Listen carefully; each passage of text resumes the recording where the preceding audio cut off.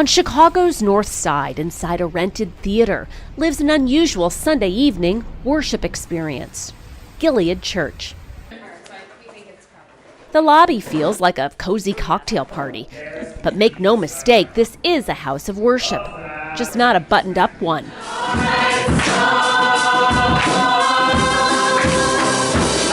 I was plunged into the late 80s Chicago's club scene. So it's a storytelling church, and that which means that a couple of people from the congregation tell a story as part of every church service. I think there are people who are there because other people are nice to them. I think there are people who are there because the church that they grew up in, it kicked them out. They had some love of church, but then because they were queer or weird or loud or science-y or whatever, they were told or made to feel that church wasn't for them. She co-founded Gilead with Vince AMLIN. They met at the University of Chicago Divinity School. All of your stories are God's stories.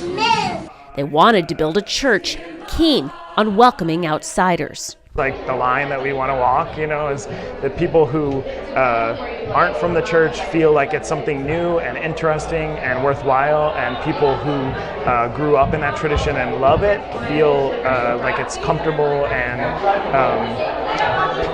part of the historical Christian tradition.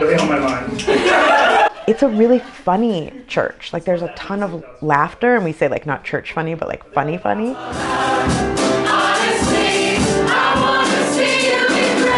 The reason we sing pop music is that, for my money, a huge part of the act of worship is singing together robustly.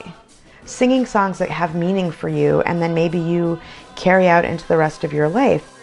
It's the most ritually observant and liturgical community I've ever been a part of, but it's also somehow the most irreverent.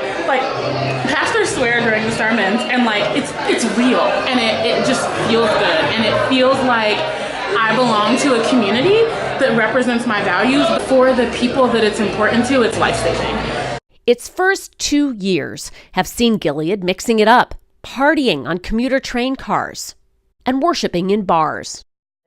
Yeah, it's a queer storytelling bar church, and I kind of raised my voice like that, and she was finishing her sentence to someone else and was like, "Wait, what did you say?"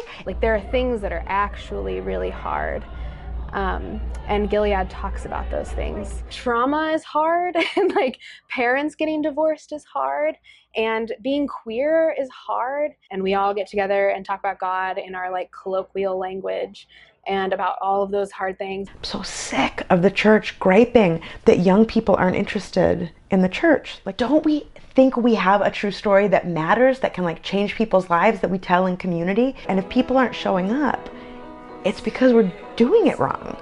It's a great story. I'm a deeply Christian person. I think the story of Jesus and what we find out about God and possibilities in the world and divine love, I think what we find out through that story is life-changing. It's incumbent on us to tell that story compellingly. If we think it's such a good story.